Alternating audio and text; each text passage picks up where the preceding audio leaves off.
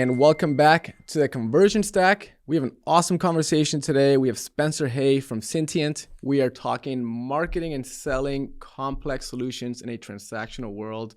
Spencer is going to dig into artificial intelligence, semiconductors, the most complex solutions that we've had on this podcast, and selling to a very complex enterprise buyer, and really how marketing, sales, engineering, legal, all has to come together to guide these 6 to 18 month buyer journeys. Really something that I love to geek out on, selling complex solutions and marketing complex solutions. So without further ado, let's dive in. So Spencer, I'm pumped that you're here. Before we get started, why don't you tell us a little bit about yourself? Cool. Spencer Hay. I work for a company called Syntiant. Syntiant has really, you could consider it 3 product offerings. So we are a semiconductor company, and the semiconductors are extremely power efficient, like the most power efficient semiconductors in the market for really battery operated types of devices or any type of electronic product where you're trying to conserve energy, but then add really, really powerful artificial intelligence to it. And then on the software side, we have a team that developed a proprietary network that really excels in compute-constrained environments where other people typically can't operate. Our stuff tends to shine. So if you think about, some of the cheaper processors that are on the market, a lot of open source networks aren't going to be able to run in those environments, but we do, which is part of our secret sauce, and that helps set us apart. So, from a value proposition standpoint, we're going to, again, be able to run where others aren't, but you're going to be able to build a less expensive product with really, really powerful artificial intelligence at the edge running on the device. And so that's what really helps, which has helped make us a market leader in a lot of these power efficient spaces, specifically in cameras, anything with microphones, like you can think about hearing aids or other wearables where you need to really conserve the power, but also have really, really powerful artificial intelligence from audio or video standpoint. So we can either, so the 3 different products would be a standalone standalone semiconductor, or standalone software that would just be embedded in any kind of processing environment, or we combine the 2 of those and we provide more of a turnkey solution for audio, AI, or video types of applications. I love it. Although I think you are overestimating my tiny marketing brain. I actually clearly know what you do because we have a friendship and we talk about this a lot. But for my 5-year-old nephew, correct me if I'm wrong, you are providing advanced capabilities on audio and visual devices that don't have a lot of computing power. So a doorbell, which might have a really small chip, can now recognize people or vehicles or animals or whatever that would be. Or a audio device like a speaker, or you said a hearing aid, might be able to decipher, understand certain context. Is that what would happen in the audio space? Yeah, sure. So on the audio space, one of our, I think one of our most exciting innovations is being able to create like an audio type of a puck.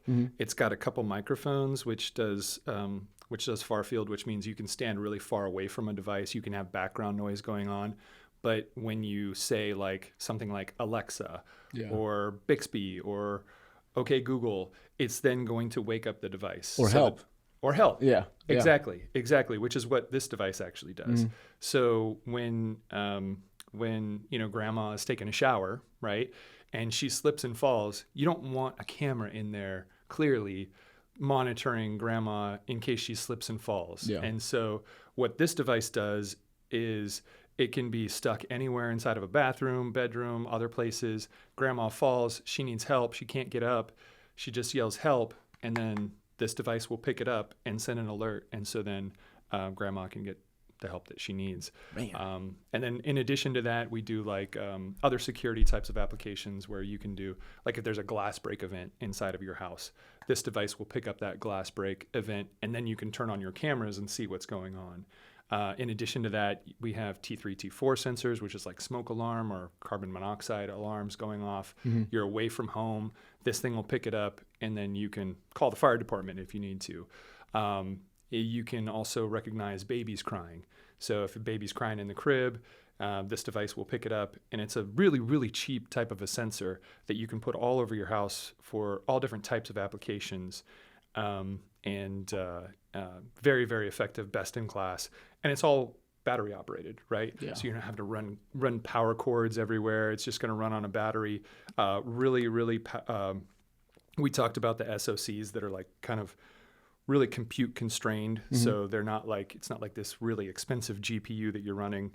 It's typically some kind of inexpensive, you've got like a, typical like A53 processor or something like that. Just like really kind of compute constrained. You can run our models on it, and it's going to really enable a lot of really cool things for a very inexpensive price. I love that. That's wild. It's crazy where technology's going. It's crazy that at my house I have a battery operated camera that can run for like 3 months and has capabilities. Yeah. I don't think it has the level of capabilities that you guys are offering, but the fact that it can run that much power for that long on a battery, probably the size of a few quarters. Exactly. It's wild. Yeah. Cool. You know what I love about how complex what you guys do is? My goal today was to come on this podcast and really talk about what we do at OM, which is conversion marketing, and like how we guide people through a buyer's journey specifically for complex solutions, right? Yeah. How do you convert someone through every stage of the buyer's journey that might be 6 months, 12 months, 18 months to get to that purchase decision? And what got me really excited about you coming on the call on the podcast is you saw one of the most complex solutions possible, right? Like your customer is typically a large organization with really sophisticated individuals. Typically there's a buying committee. That buying committee involves business individuals, engineers, leadership, financial people that can invest in these types of solutions. And then because you tend to be, a lot of your solutions are back end or integrated, then there's an implementation cycle maybe a prototype cycle. You can let me know. And then eventually the sale is completed. So like this is a complex sales solution or a sales cycle.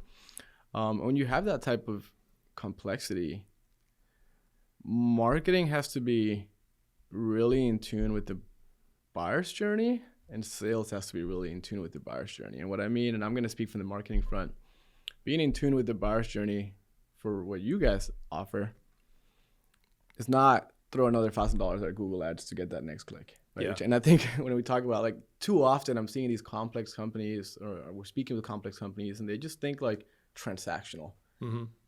How quickly can you launch our Google Ads? It's like, hey, maybe I can catch some interest around semiconductor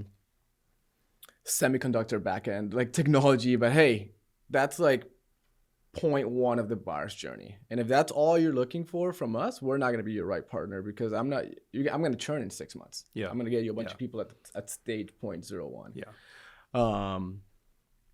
And then, so marketing in that space is, what is the collateral? What's the empowerment? What's the information that the business individual, the leadership, the finance person, the engineer needs to even begin to take that lead conversion action, right?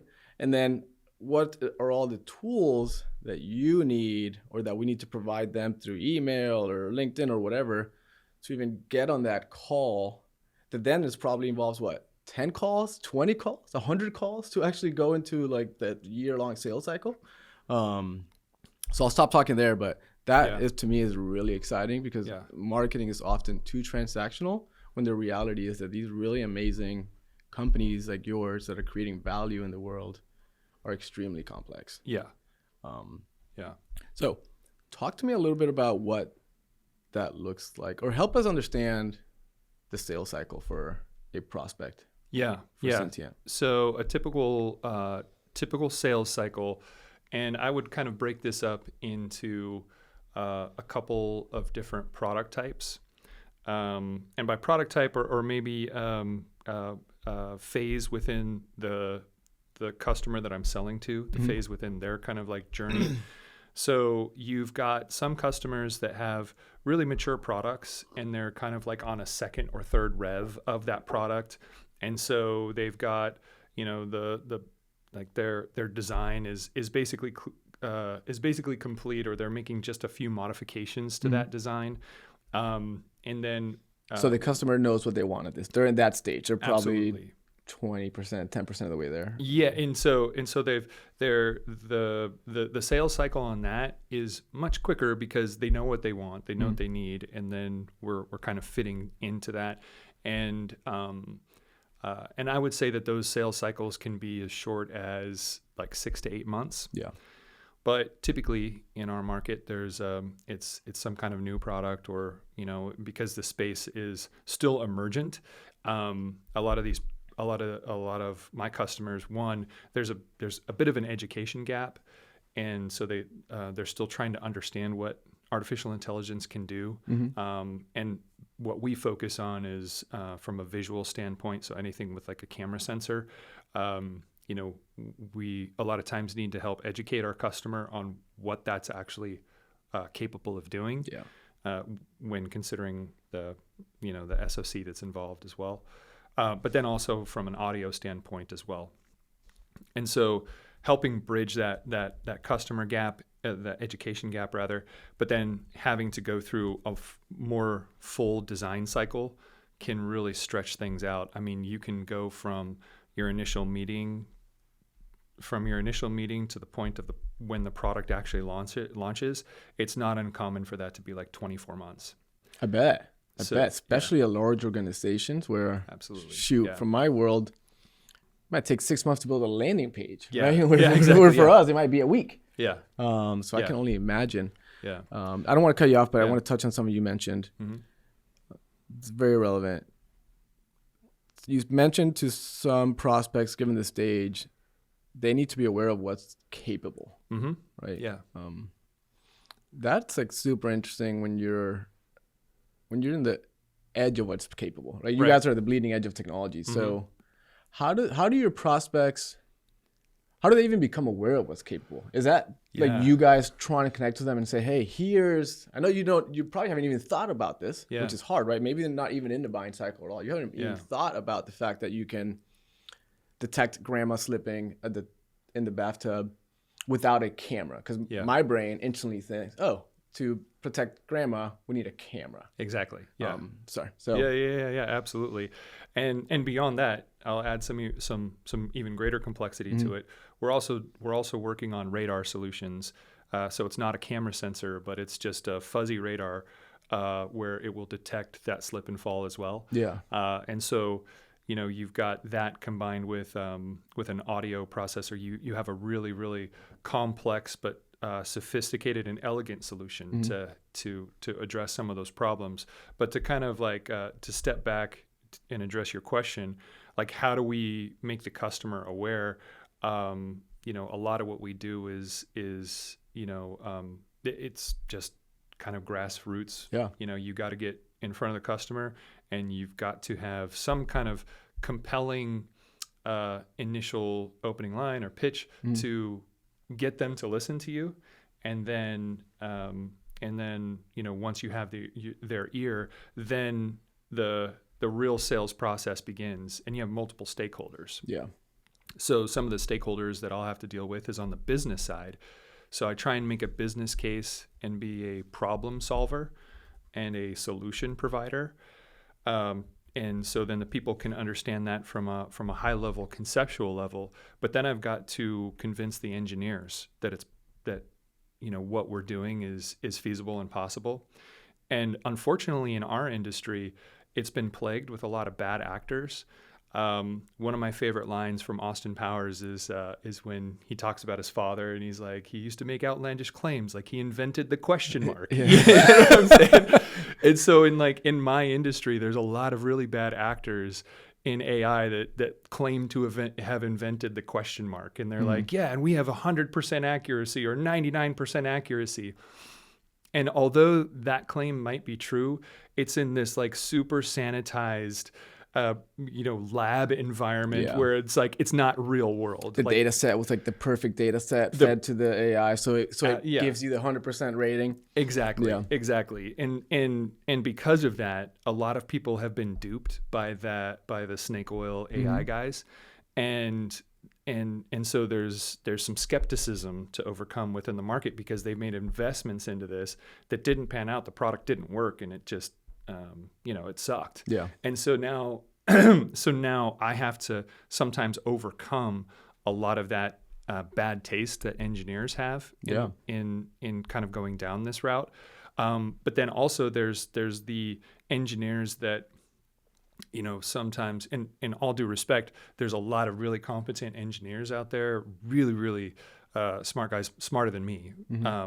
But, at times there can be some really overconfident engineers in their abilities to take and create this kind of AI environment because it's so nuanced and it's so complex. It's difficult to, you download, you take like a YOLO, right? Or like some type of like open source framework, and then you build a model, you throw a little data in it, and you're getting 60% accuracy, and then you're like, oh, I can build this. But to take that from 60% accuracy to a truly commercial product that you need like much higher accuracy, it's a monumental task in a lot of situations, and you need really, really intelligent, super intelligent engineers that specialize in that space in order to really pull it off. And the biggest companies in the world that you would never imagine have challenges with this, have challenges with it, even when they have those really sophisticated, really smart, computer vision guys or like audio AI engineers. They still sometimes struggle with building these production grade models. I call them like mission critical, right? It can't miss grandma slipping. Like, we care a lot about grandma. Absolutely. And let's not forget that. Yeah. I know we're calling out grandma, but I've also like slipped pretty hard in the tub before. Yeah, exactly. How do you, just to bring it back to like the sales process? Yeah.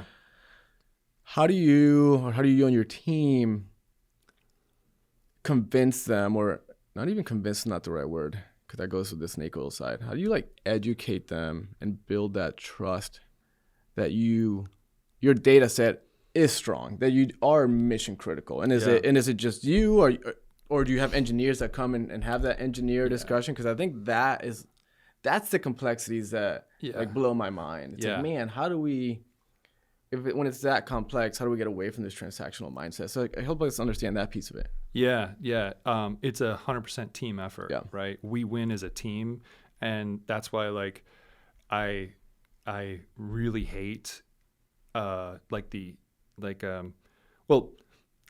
love the positive feedback. Oh, Spencer, great job on winning that deal. But then like I have to acknowledge the reality of like, that wasn't me. Yeah, you know what I'm saying? I was just a piece of the puzzle. Like I have a team of the most brilliant engineers in the world, literally. And these guys are really sophisticated, really smart. Other guys that I work with are just brilliant from a strategic thinking level, as well as like a contractual level, being able to read the details in contracts and understand some of the nuances and some of the threats and some of the things that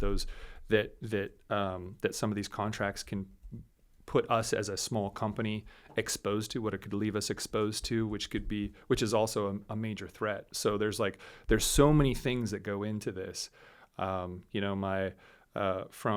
two of the guys that I work really closely with, John Su, probably one of the most brilliant people in the world. Ethan, very close, one of the most brilliant people in the world as well. Like these guys, John graduated he's a PhD from the Stanford Math Lab. It's like unbelievable, smart people. And then, like Ethan, he graduated from Yale, went to Chicago Booth School of Business. Like these guys are, elite level type of people that really help that sales cycle. And even then you think like, oh, I've got this great team, it must be easy. No, nothing is ever easy. It's just like, it's so complex and so hard. So I guess I'm giving you a long-winded answer and saying, like this is really hard stuff, and the only way that I'm ever able to pull it off is with the team. Yeah. If you go back a few podcasts, actually one that I had with Anthony Zhang, which I think you know as well. Yeah. The topic we went into was marketing and sales alignment, and how I believe that these two teams have to have complete alignment and work Without as doubt. one to like get people to the finish line. Yep. And now that you're going deep into this even more complex solution, it's not just marketing and sales alignment. It's marketing, sales, engineer, legal, product, finance, product, like alignment everything. Across the board, because they're all part of this. Almost like if the other side has a buying committee, which is what I call it, you have your selling committee. And really, they need to almost operate under one roof and be super in line. Yeah. Because that is what's required to create a sales function with the buying committee. Yeah. Holy moly, dude. Yeah, it is. Yeah. Not to mention the lifelong battle between engineering and business and and then legal and business. and honestly, sometimes it's difficult because, you know, I love my team to death, but just like any team, we get annoyed with each other. Yeah, of course. And you know, there can be contention, and so like when you're like, no, this is not what I want from a pricing perspective, or this is not what I want from for what I think the product should be to what you think the product should be. I'm on the ground, listen to me, you know. Yeah. But I'm very blessed to be a part of a team that hasn't drawn so many hard lines, and they do listen to me and they do take my feedback, even though sometimes every day I feel like the dumbest kid in the room, you know, but I'm still like, I always have my company's best interests at heart. And I think that's also key in anything that you do. You need to remember that it's not about you. It's about the collective. It's about the whole, right? And you're all marching towards a goal. And the companies that kind of sit back and rest on their laurels and they stop innovating, they stop trying to be the best, they stop really trying to push hard in areas. And we can all fall into that. I've fallen into those cycles where, you know, I'm not pushing as hard as I need to. It's important for me to snap out of it, get out of that cycle, but also have a team that can encourage me along the way. Like when I do make mistakes, it's like, no, it's okay. Let's just figure it out and move forward. And it's really important to be a part of a team like that. And that's the best way to succeed when everybody's encouraging each other and navigating these complex sales cycles and these complex sales in general, because if you have one person that's kind of out of loop or fighting against everyone else in that organization, it can become really toxic, and it can prevent success moving forward. Business is a lot like sports. 100%. You know, you can have the best team in the world. If one guy's not bought into the system, you're not winning. 100%. And sports are really hard, and that's why you need really good coaches, and that's why you need really good leadership within the team, and all 100%. Those things, and that is needed for selling and marketing these complex solutions. Absolutely. Question: give me an example of, if you're able to share, what is and we don't need customer names, but what would be a really short sales cycle that you've had? Yeah. And maybe your longest sales cycle? Oh, man. My shortest sales cycle was probably like close to 6 months. And that was a smaller to medium-sized business. Yeah. So I was able to get to the decision makers really quickly. I was able to talk to the engineers, and that particular business decision maker, he just made quick decisions, right? Mm-hmm. He moved pretty quick. He had to, as a small company, he had to be a little bit agile. So he made some quick decisions. Largest sales cycles were, longest was 18 months. One of the largest ODMs in the world. Mm-hmm. And we were building a solution in video conferencing for, so if you can imagine sitting in a space, you got a camera in front of you with a video sound I don't bar. need to imagine that, Spencer. We are literally sitting in a space with cameras looking at us. Touche. But in that business environment, like, so we're in a room with like automated cameras that like zoom in and zoom out and all of that, like really high end equipment. But imagine just a still camera that uses AI to do a pan tilt zoom and follow you around a room and whatnot. Like that's we build that technology. And so again, another very, very complex product, highly nuanced, really not easy to execute on. And so that longer sales cycle was one of those customers. And so like anywhere from 6 to 18 months. But the sale doesn't stop there, because once it's closed, I like to stay really close to the customer, really understand and get ahead of challenges that we might be facing. Yeah. Because until that product is actually out on the shelves and selling to the customer, like my job selling is not done yet. And then even when the product is out in customer hands, understanding what customer feedback is to see where we may need to make some adjustments or improvements. Yeah. That's also still Like part end of the user sale. feedback. Yeah. So the sale actually never ends. Yeah. Ever. Yeah. The sale can be 10 years long. Exactly. but that's also a strength, because it helps me stay so close to the engineering team that's developing these products, as well as the business side. So when I do see a challenge, I can get out in front of it. I can call up the business people and be like, hey, look, we've got this challenge. Here's what we're doing to fix it. So bear with us, and try and stay in constant communication with those stakeholders to help them understand, like, hey, yeah, we are your best partner. There's a reason, like, we're a premium. We are a premium price in the market. Yeah. We're not like a bunch of cheap developers that are just going to throw some commoditized software at you. Like, we're walking with our customers, holding their hands through this entire process, even solving problems that really aren't ours. Yeah. But because we're invested with our customers and want to see these products successful, we step in and fill in the gaps where necessary to get the product out the door. I love that. And that also helps really with follow-up business. So I've been very, very fortunate that almost every single one of my customers that signed up buys from me again. Yeah. Because of that. That's got to be a big source of revenue. Yeah. It's funny. Life is a lot, and in business is a lot about perspective. To you, 6 months is a really quick sales cycle. Yeah. Right. And that takes a level of maturity by you, by your leadership, right? Sales, engineering, legal, all these people. And I think this is something that I think a lot of companies need to understand, especially when they spin up a new sales function, a new marketing function. I unfortunately have to deal with this very often in early stages, because people expect to hire a high cost firm like mine and expect instant results. Yeah. Right? And the reality is, in that example, we might be absolutely crushing it from day one. Yeah. Like we might just come in guns blazing. Right. You're not going to see a result till 6 months in. Yeah. Right? 'Cause that is just a reality. And I mean, obviously that's why we create like leading indicators and MQLs and SQLs and opportunities and all these things to like show, hey, we're actually guiding the buyer's journey, because you have to. But I think that my takeaway there is there's a level of maturity needed for complex solutions and complex sales cycles. Mm-hmm. And yeah, 6 months is a long time. 6 months in my world is a long time. It's a long time for a lot of people, especially people that need, revenue rather quickly. As a startup company, you need that revenue. Like especially if you got a high burn rate, you need to start bringing in that revenue. And so we're constantly looking at ways, how can we short circuit that sales cycle, bring that sales cycle in to help our customers, make them even more happy, because we're bringing them more product ready things that they can take, customize, and run with it.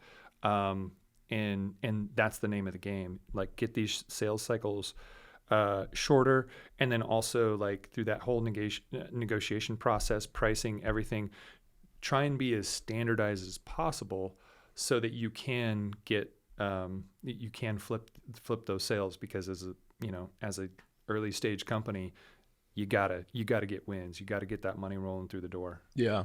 I love that. I want to go back to earlier. We were talking about how prospects understand capabilities. And I had a thought during that conversation. Are conferences a big play for you guys? And is that a place where someone who has no idea what the capabilities are today can walk around and you guys create, Yeah. I assume, prototypes or early versions where you can see, hey, check this out. This little puck Yeah. that's running on its own Yeah. has processing power to detect someone falling or a window breaking or these capabilities. Is that kind of a big early stage touch point? Absolutely. So running around to conferences and getting in front of the right stakeholders, right? And those conferences, they typically have like the some kind of product person there, right? And then some kind of engineering leader there, and typically some kind of business leader there. Whether they're actual decision makers or influencers, it's just a really good place to start to help them understand, oh, here's a product that is going to solve a problem. And that can be kind of nuanced because you say, like, here's what this product can do. Now, tell me about some of the things that you're looking at trying to accomplish, whether it's from an audio standpoint or a visual standpoint. And then that's where the solution sale comes in to like try and identify the opportunity to sell into. And hey, our technology is built so it can recognize any type of audio you're looking for as long as we can feed it the data set. So you're able to then turn into solution selling, which is really how you win in this space, right? It's like, how do you solution sell? I love that. Another question for you. I think a lot of these high-tech, complex companies, especially when they're engineering-led, typically the founders tend to be really engineering-focused individuals. Don't understand or value or think they need marketing. Is there a place for marketing in organizations like yours? Yeah, absolutely. So in technology, I think, especially in hardware, I think it is also a little bit plagued by some bad marketing actors that have come in and made promises like, I'm going to 3x your revenue. You know what I'm saying? I'm going to 2x your revenue, whatever that is. And then they come in and it's a bit of a flub. You know what I'm saying? It's just it's kind of smoke and mirrors. And sometimes and I'm not trying to sound too disrespectful, but sometimes marketing can be perceived as a little bit of an arts and crafts show. You know what I'm saying? And so having someone that actually has a plan and a purpose behind marketing and a structure and a system that's proven, and then you actually show that is very valuable, which is why I have so much respect for you. We've done a lot of stuff together in the past, and it's been very successful. I like that question because I can, I'm a marketer, but as a business leader, and really what I do these days, and I'm a leader and a salesperson. And I love sales. I have a huge amount of respect for sales, and I've worked with enough complex solutions to understand why they feel they might not need marketing. But also understand that marketing is just too big of a word. And what you mentioned, this arts and crafts thing. I think there's a lot of arts and craft marketing in the world. The world is full of shit agencies, and they go and talk to a marketing firm that doesn't specialize in complex solutions or conversion marketing, and they are going to hit them with the SEO, PPCs, and don't get me wrong, there's a place for SEO and paid search and paid social in what you guys do, but I think real marketing for an organization like Syntiant needs to understand this sales cycle and needs to understand that it is relationship based. There are these people and these in your prospects that are looking for these bleeding edge solutions. So marketing might not be what we think of this traditional box. It might just be how do we make really focused collateral for really specific people that might go through a sales channel, or it might be about how do we create a nurturing strategy post conference, right? So I think what needs to happen for those types of companies to understand there is a place for marketing is that we need to stop using marketing as such a big word and get really strategic to the needs of specific companies. Yeah. Because as much as I believe there is this place for marketing in organizations like Syntiant, I mostly believe that it is going to be a business development, engineering led process. Yeah. And we need to figure out how to like tack on marketing to that business engineering led process instead of pretending that we're just going to go into the internet and bring you guys a bunch of leads that are going to pay you $2 million or whatever. So Absolutely. I love that question. And that could probably be a podcast on its own, because I'm open-minded enough to go both ways with it. Yeah. But also marketing focused enough to know where we can add value. Yeah. And I'd like to expand on that a little bit, based on, what, from our experience, what we've done in the past and whatnot. Like, depending on your lead channel, your lead sources, right? You have these really, really high qualified leads. Like the best leads, as any good salesperson knows, is the referral. Mm-hmm. Like that is your number one lead. Yeah. And, this is in new business, right? Mm-hmm. Your number one lead is follow-on business, right? Yeah. You've already got a customer. You're gonna continue to sell to that customer. The next behind that is your referral. And so what do you do beyond that, right? So when you're going out into the market and you're doing some of this lead sourcing, solution selling and whatnot, sometimes it can feel a little like pushing a rope, because you're going to people that sometimes maybe a little bit disenfranchised because, they're working at this really large company and they got really excited about a product solution that they were trying to push, and the company just shot them down. Yeah. And so they feel defeated, and they're just like, well, I'm not going to do anything new at this point. I'm just going to do whatever they want me to do because it's a wasted effort anyway, right? Yeah. So sometimes it can feel like push and rope a little bit. This is where I think inbound marketing plays a huge role, because, that's where you're cultivating customer education, and then you're helping that buyer find you. Yeah. The guy that's looking for the solution or that is intrigued by that solution is like, yeah, that's actually what I want. I want something like that. So now let me go to him. So behind your follow-up sale, behind that referral, right, is inbound marketing. Those are your three best lead sources to continue to generate revenue. Yeah. And so I think it's a vital part of any organization. And again, it needs to be strategic, right? So marketing in one of the examples you mentioned might be, how do we educate that individual that had a really good idea? How do we empower that individual that had that idea inside this organization to be able to gather the collateral needed to convince his committee internally before they go and have the discussion with you? Yeah. So it's just a lot of nuances to what marketing means. Cool. Spencer, I think it's time for one of our segments called the Stack Stat. The Stack Stat. Okay. Yeah. I like it. So I'm going to hit us today with a stat. Yeah. We're talking about marketing and selling complex solutions. And this is how quick the world moves. Yeah. So marketers, especially in life sciences, manufacturing, and technology sectors, are finding it increasingly difficult to meet customer expectations, with 71% saying that it is more challenging than it was a year ago today. Repeat that one more time. 71% of marketers are saying that it is increasingly more difficult to meet customers' expectations today than it was a year ago. Okay. Yeah. Now I see where this is going. And the way I kind of simplify that, there's so much information in the world. Yeah. And now we have ChatGPT and generative AI, which is like all the information delivered to you instantly.